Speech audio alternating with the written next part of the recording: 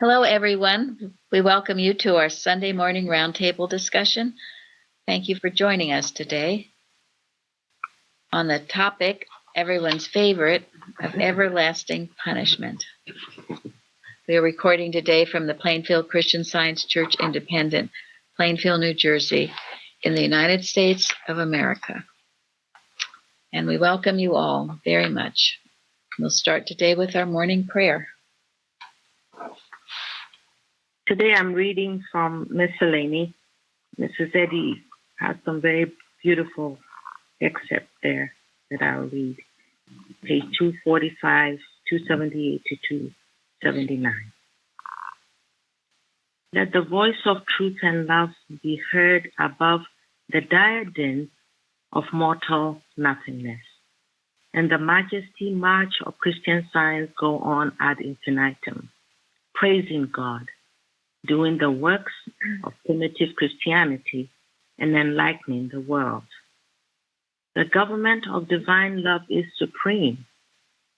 Love rules the universe, and its edict has gone forth, thou shalt have no other gods before me, and love thy neighbor as thyself. Let us have the molecule of faith that removes mountains, faith armed with the understanding of love, as in divine science, where right reigneth. God is Father, infinite, and this great truth, when understood in its divine metaphysics, will establish the brotherhood of man, end wars, and demonstrate on earth peace, goodwill toward men. Mary Baker Eddy. Beautiful, thank you. All right, the watching point. Watch number 78. Watch lest you believe that the entire remedy for animal magnetism is to fight and cast out these mental suggestions that seem to be written on the inner wall of thought. The man in the Bible who slept and garnished his house after he had cast out the devil had a return visit from Satan with 7 friends. Why? Because he believed he had a room in his mental house which the devil had once occupied. Man must realize that because he is God's perfect child, he has no room reserved for evil and never has had. He must know that he is not receptive to erroneous suggestions, that he has no such capacity and never could have, that no subtlety of evil can render his thought receptive to aught but the ever-present thoughts of God, since there are no evil suggestions. In this way, he drives out the wasps and then burns their nest. Then they have nothing to come back to. Thank you. Okay, comments? I love this watch. I the last paragraph, obviously, that we have no capacity, man has no capacity to even receive an erroneous suggestion. We have to know that. And I've been learning here that we just have to claim our Christ consciousness. And that really does, answer this. It's just there's no room in our Christ consciousness to hold any thought that isn't from God, or to reflect it, or to hold, or be receptive to it. So I've been learning to do that more. Good. Yeah.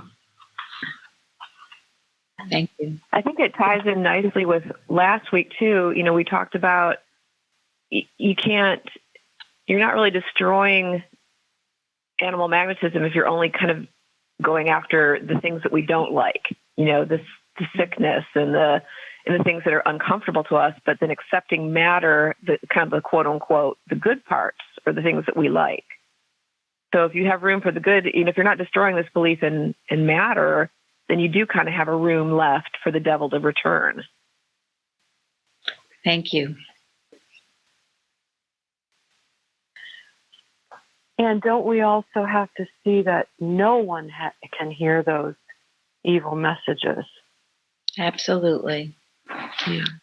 Because that's what they claim, in these mass shootout things. It's either drugs, or they are, they're taking some kind of drug, or they are, not knowing who they are. They're in a state where they can pick up these erroneous suggestions. And this is really our work in this. It is for ourselves, but this is also for everyone. And we know Mrs. Eddy said this was going to happen. And Mrs. Evans used to talk about, elf waves, and directed when it is malicious, mental malpractice, to get people to think and say and do things they wouldn't ordinarily do.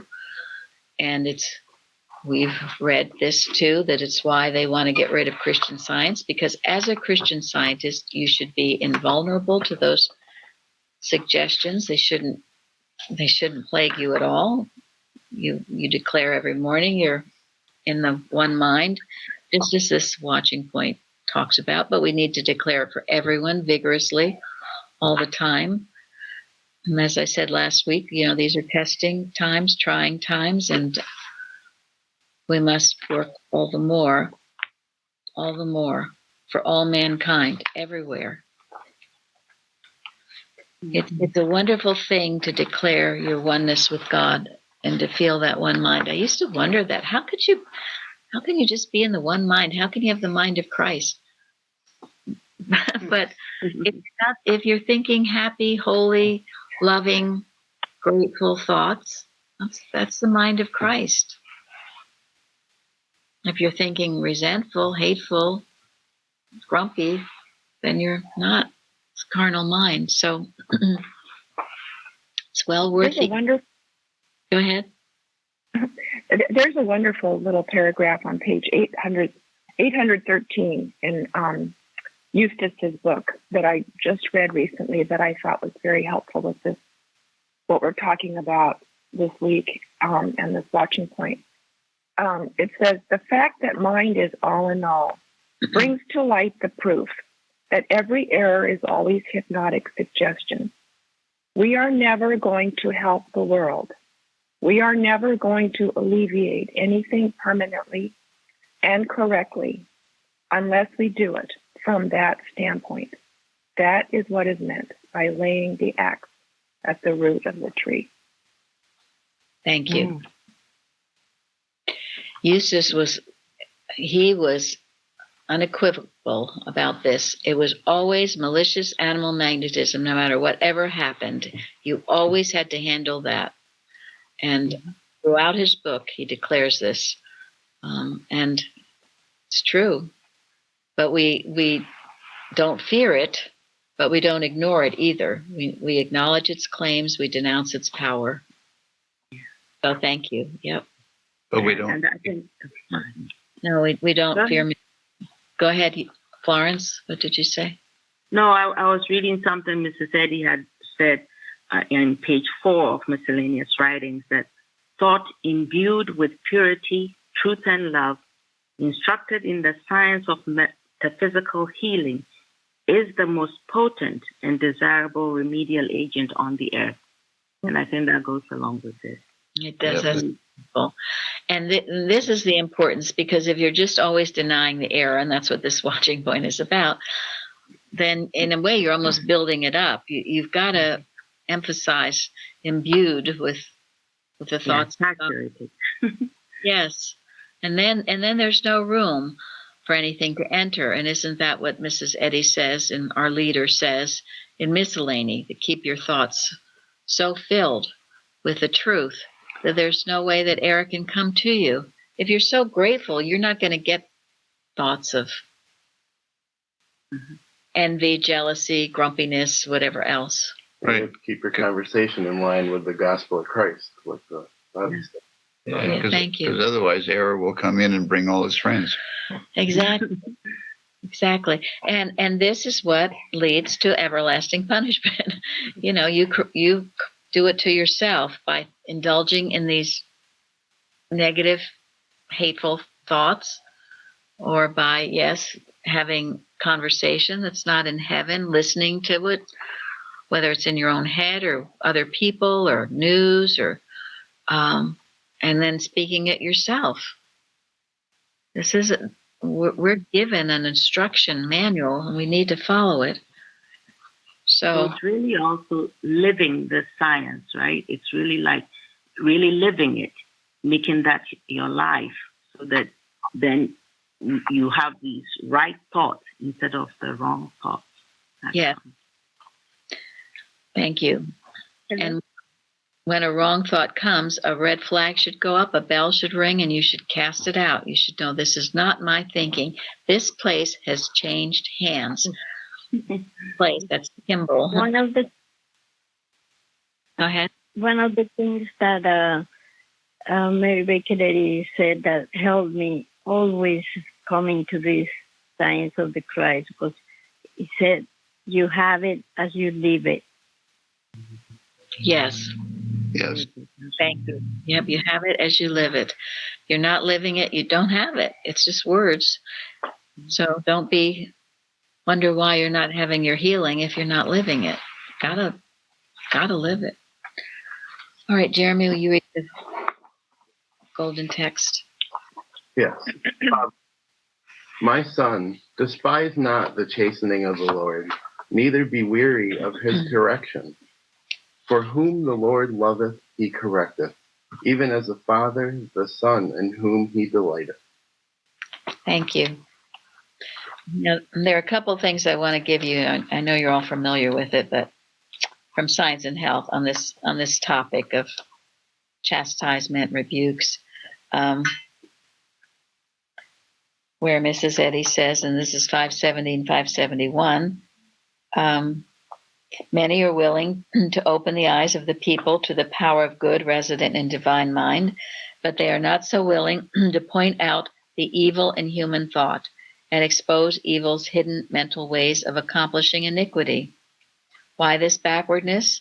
Since exposure is necessary to ensure the avoidance of this evil, because people like you better when you tell them their virtues than when you tell them their vices.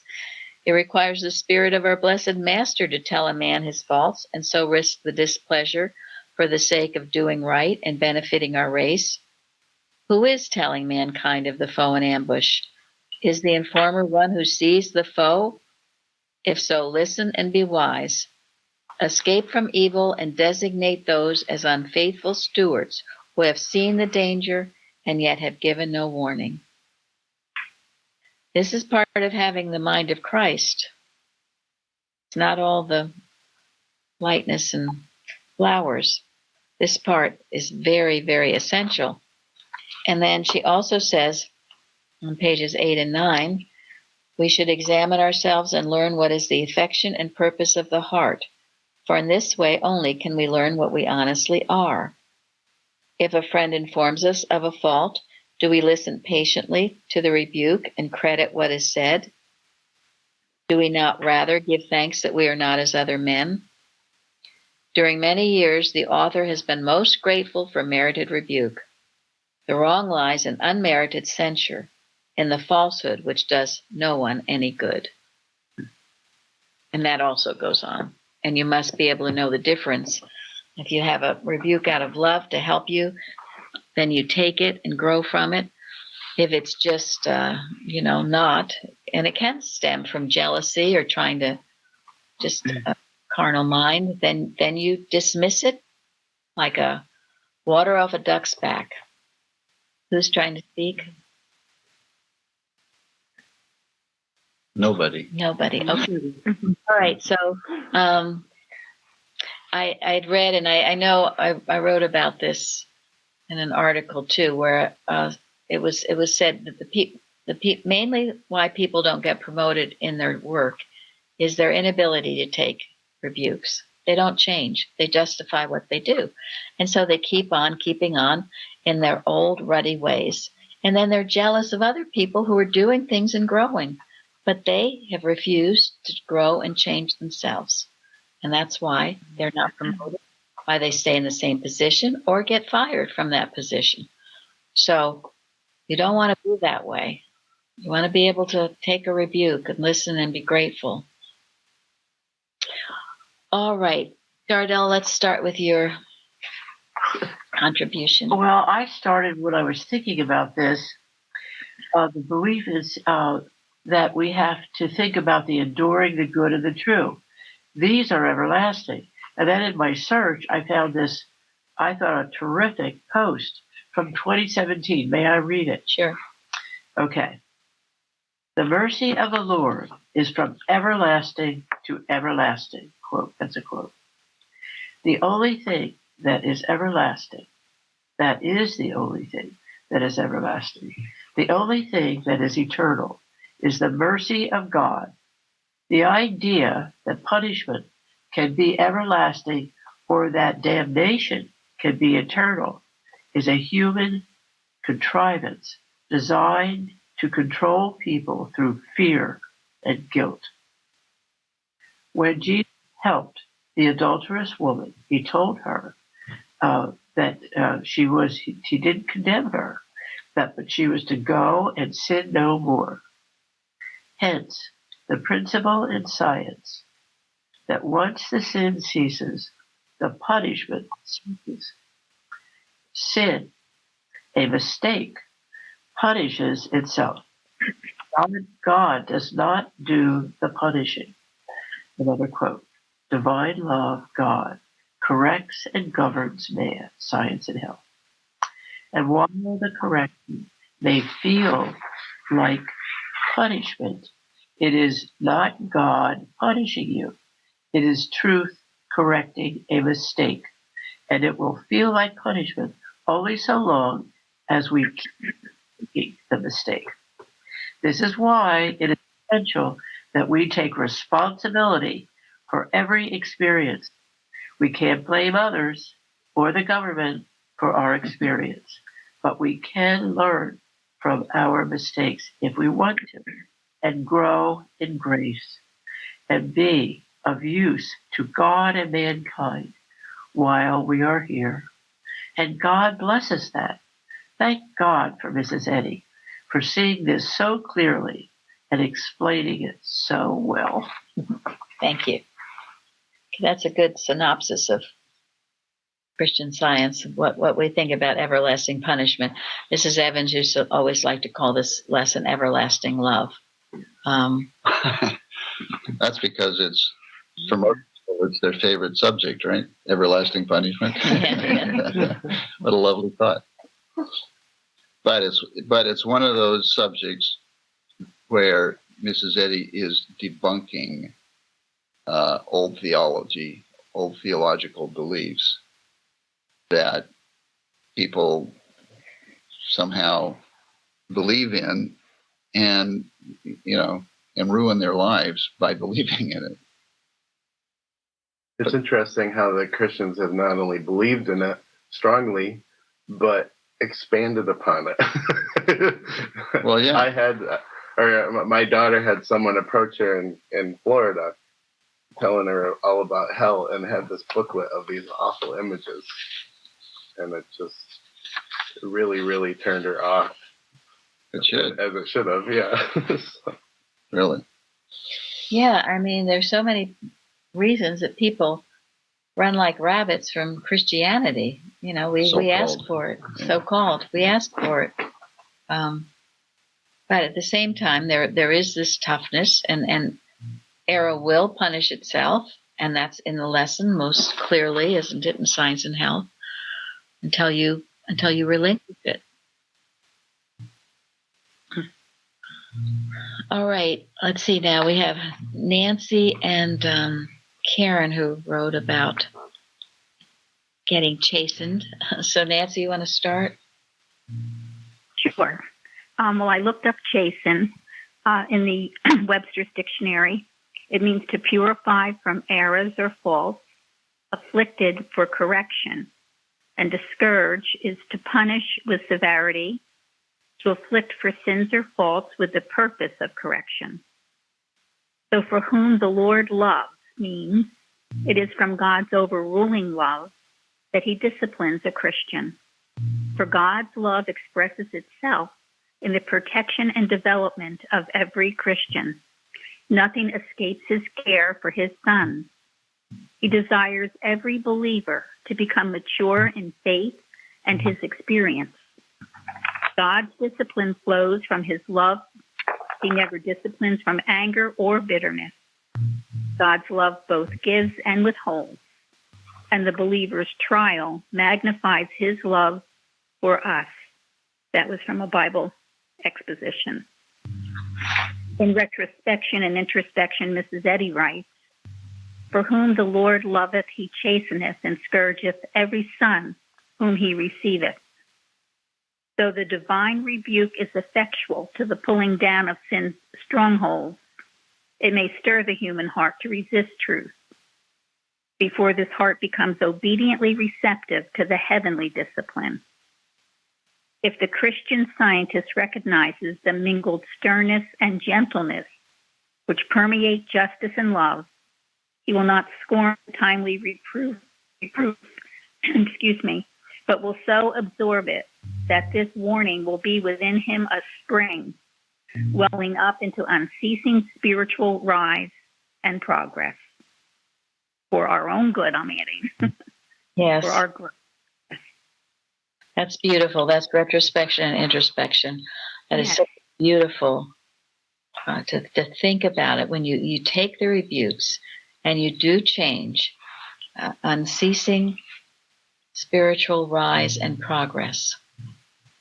While on the other hand, if you refuse, if you have the adamant of error, self-will, self-love, self-justification, etc., you will stay in that spot and churn around and usually end up being very miserable and hating your brother because you see them progressing while you're not. But there's a reason you're not. And you don't have to be that way. Because God didn't make you that way. So, and Mrs. Eddy also somewhere else talks about how the lambs, are carried in, but the sheep come under the rod. And as you grow in science, you have to come under that rod. And maybe your healings at first can be easy and you've got them quick and all of that when you first come. But after a while, you're going to have to grow and change. It's a demand. I have thought about this for so many years. And Mrs. Evans, she was a wonderful healer. She did all kinds of healing work.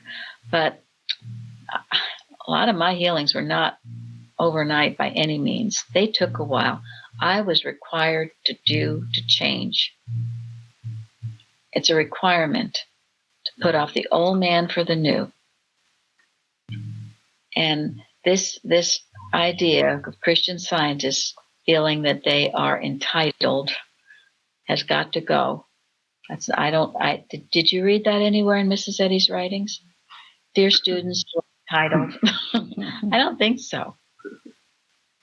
Especially if you're the third or fourth generation. yeah, they're really entitled. They're the ones that are really, really entitled and very proud of it. I've inherited this science. Come on. So that has got to go, please.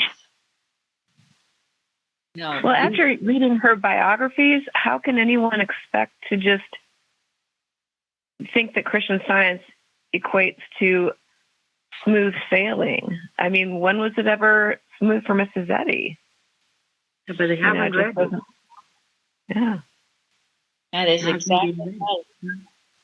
That is why I think it was very wise of Herbert Ricky to say, along with all our other science and health prose works in the Bible, that you read one biography every year, at least one.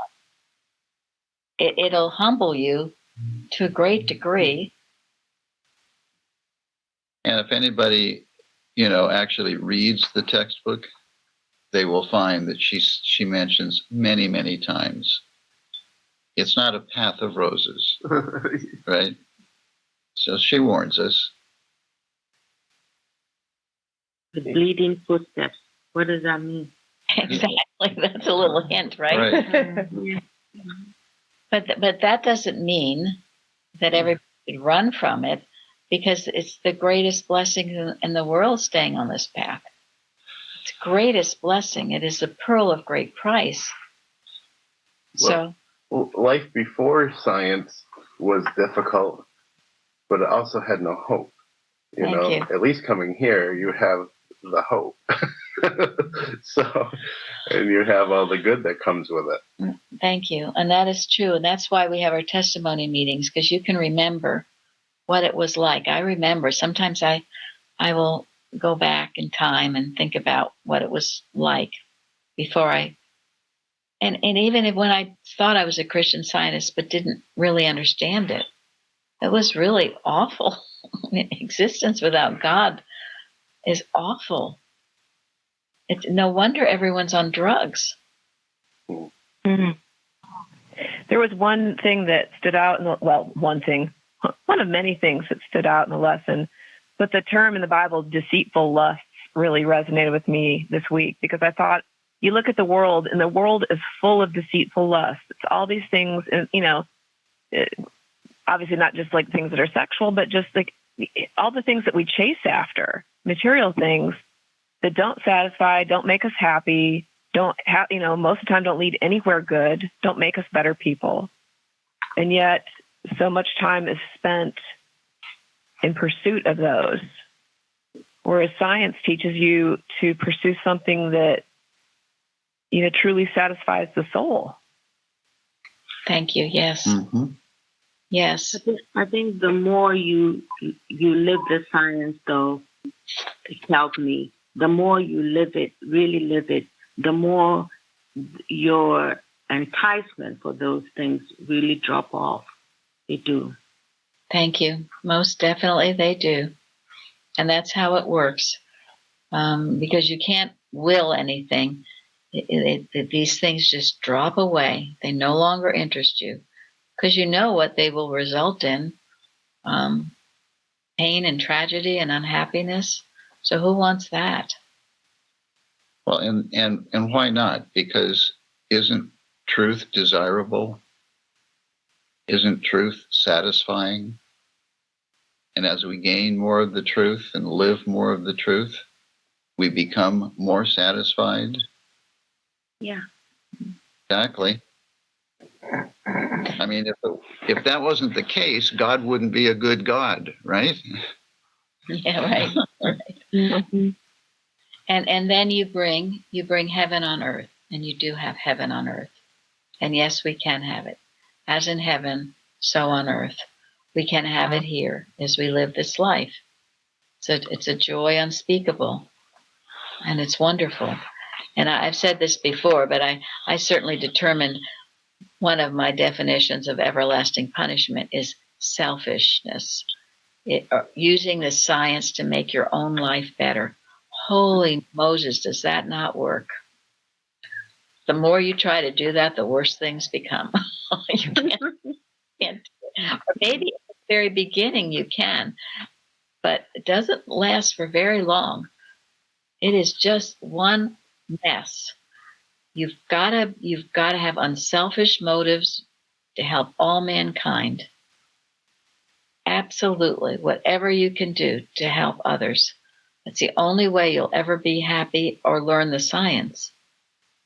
What was it? Job was healed when he prayed for his friends. It will also give the inspiration to do it more, I feel.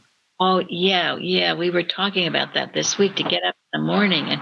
And somebody asked me how I can keep doing this day after day. It's not a problem at all. I love to do it. I don't have a problem with it at all. I'm happy as a clam.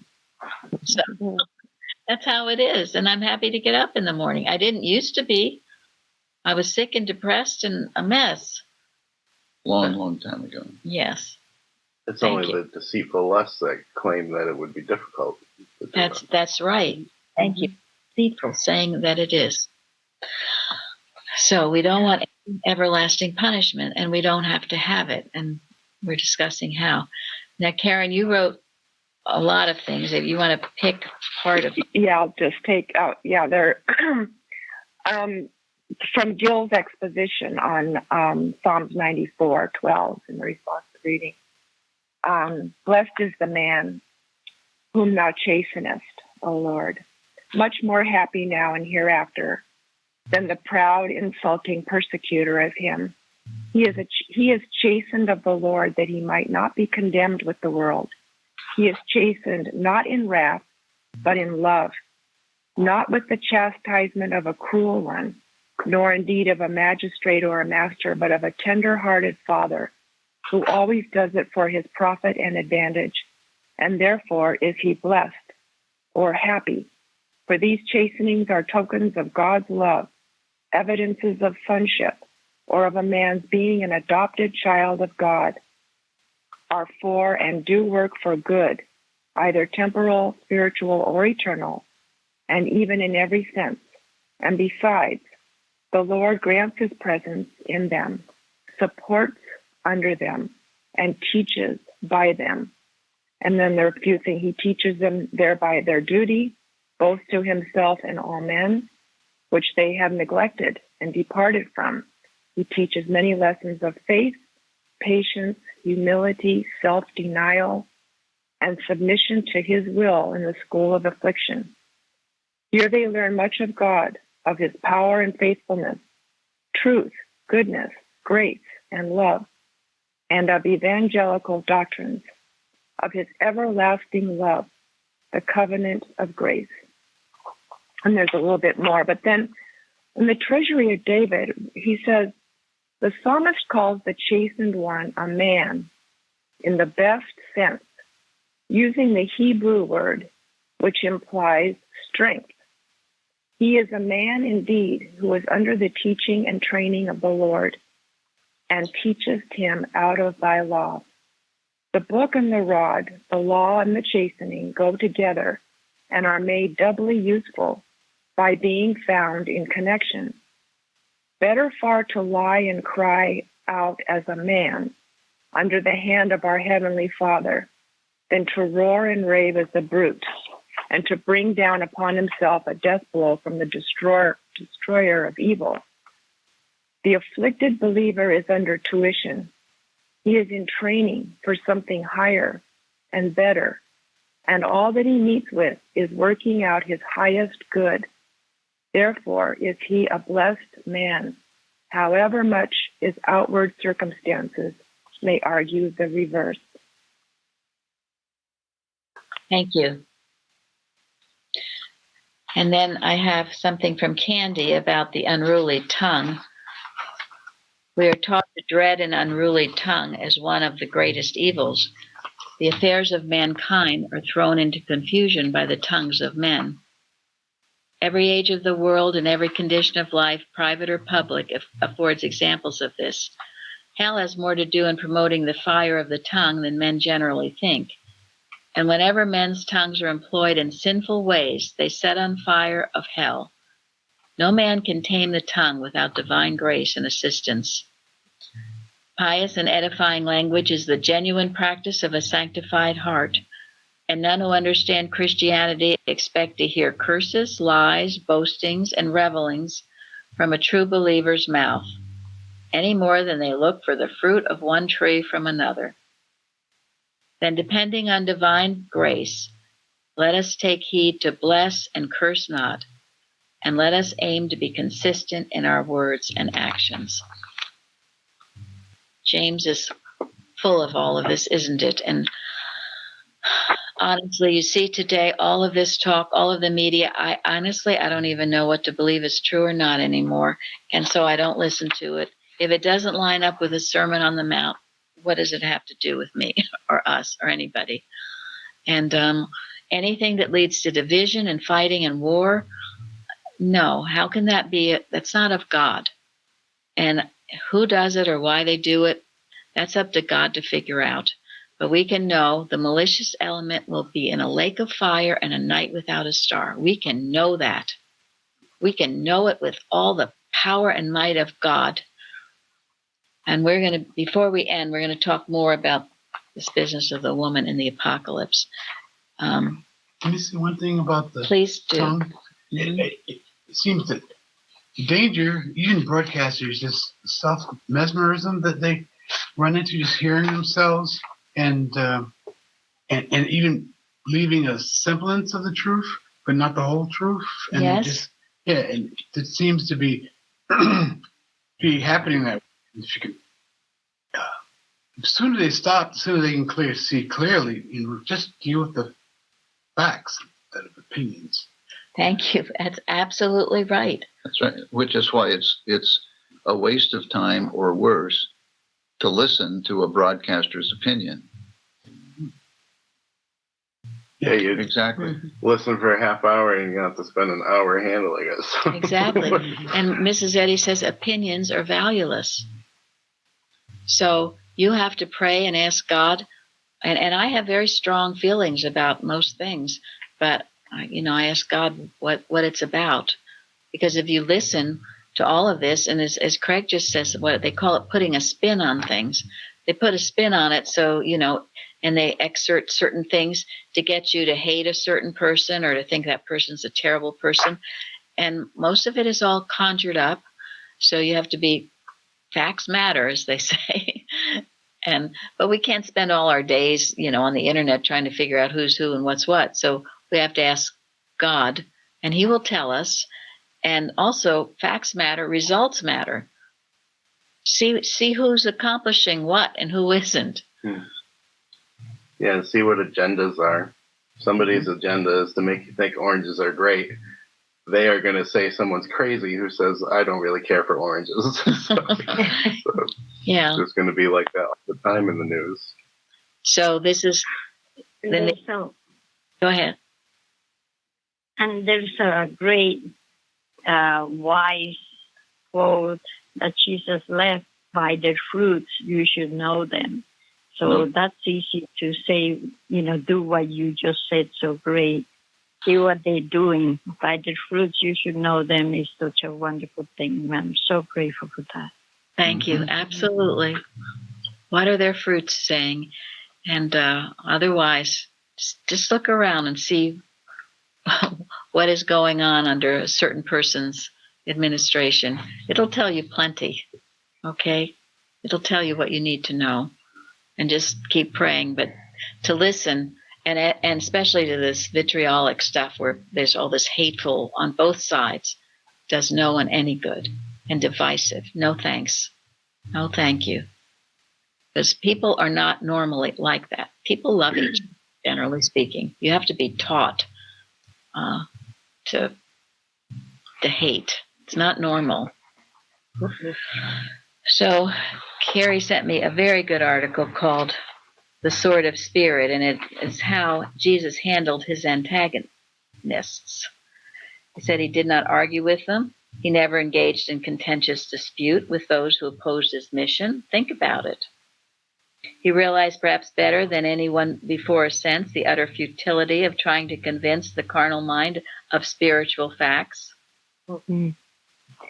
Consequently, Jesus answers his opponents' inquiries by stating his position authoritatively, often turning their questions upon themselves and framing his replies in so scientific a manner that his hearers were silenced, baffled for the moment.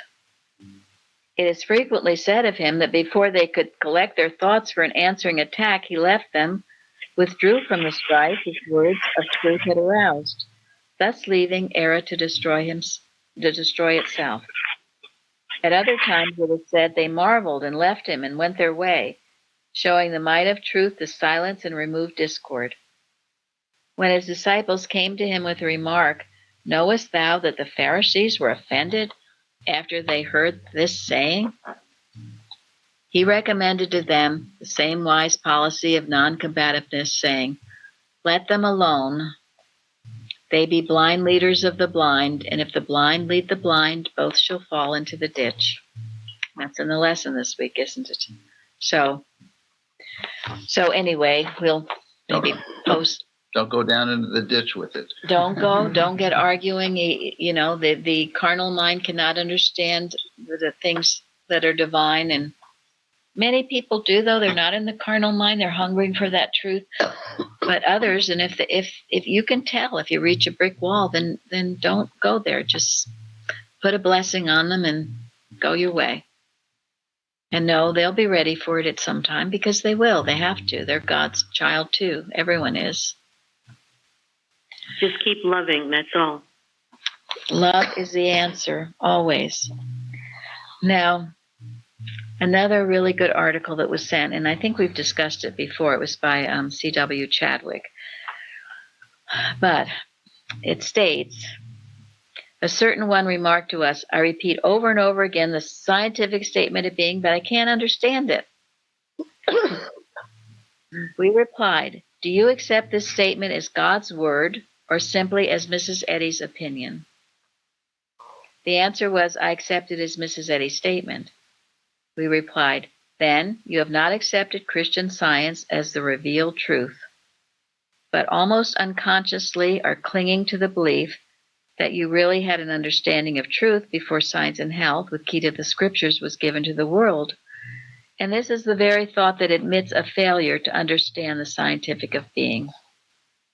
This thought can only see Mrs. Eddy as a good woman personally, rather than in her true light as the inspired author of Science and Health. Consequently, you fail to discern the new idea, not having made room for it to come in. This is very important. Now, knowing as we do and as we've talked about that she's the woman in the apocalypse, it gives great meaning, greater meaning to Science and Health. The very word of God, and you can wield it against the red dragon itself. No problem here. If you think it's just a good woman and, good ideas and well, then you will be cut to shreds. Yeah, you have no room at your end for the Christ child. You have no room. Yes. So you practice this week. You say that scientific statement of being, knowing it has the all power of God, its divine authority, and the hell you say to anything else. And you will see the difference it makes. It makes a huge difference. And that's why acknowledging her for who and what she is so very important. And that not only the scientific statement of being, the whole book, everything, the Word of God. And people who have initially seen it that way, like Benjamin, who read it for the first time in Nigeria and said, no person could write this book. He knew it immediately. We all should have this in us. And I can't remember what I said last week, but these were a couple important things to go over. And one was in Mrs. Eddy's Place, which was written by the Christian Science Board of Directors in 1943. After they researched thoroughly, they came to the conclusion, yes, she was the woman in the apocalypse. And in that, and this is very important because this is important to today and why we don't have better success and why using this we will have tremendous success. This recognition, I'm quoting in this booklet, of her true status enabled her to withstand the opposition directed against her by the dragon, malicious animal magnetism. She was touchingly grateful to those who saw her as the woman of prophecy and who therefore trusted, obeyed, and supported her in her mission. The same recognition is equally vital to our movement, for demonstration is the result of vision. The collecting of this indisputable evidence of our leader's own view of herself and of her mission marks a great step forward. Wisely utilized, this evidence will stimulate and stabilize the growth of Christian scientists today and in succeeding generations. It will establish unity in the field with regard to the vital question of our leaders' relation to scriptural prophecy. And they didn't do it. They reneged on all of this, which is why we have such a mess today, which is why we, or the remnant, are going to carry it on with clarity and great purpose. And also, Tom gave me a quote that I had never heard before, Tom from New York. which speaks to this. Mrs. Eddy's letter to Mrs. Emily Hullen in her handwriting, not dated. Quote, if a student holds the true sense of me, they will progress under all circumstances, and evil will not get control of them. It specifically handles evil, malicious animal magnetism, the red dragon. This understanding has great power. It must be understood. You can't just blindly accept it. Carol said she knew it as a child, right? Yes. Really, the first time I ever heard of I came to Christian Science, I was about 8 years old, so I was not an infant. And first time I heard about the woman in the apocalypse, I said, oh, that's Mrs. Eddy. It's just so clear. You can't deny it. The little book and all that kind of thing. Yeah. So, yes. And at the time, and it was actually, she was being hit by the Woodbury law case, as Nancy Bouchon clarified that. And she's in the middle, they're trying to prove she's crazy. So she's not going to say, hey, guys, I'm the woman in the apocalypse. They would put her away. She couldn't say it then. But in this very well-written document by End Time, they said she never denied it. She sidestepped it, but she never denied it. And sidestepping is very different than denying it. So in this, by End Time, they weren't ready to hear it. They were not ready. It wasn't the right time. And she withdrew like Jesus did. Oh, absolutely. Mm-hmm. The world would have reared up against her, incredibly. And she knew it. And God knew it. God wouldn't allow that to happen. And it was prophesied it would come during the 40s, which it did. But it was only accepted for a short time, and now they've totally reneged it. You can't get that pamphlet.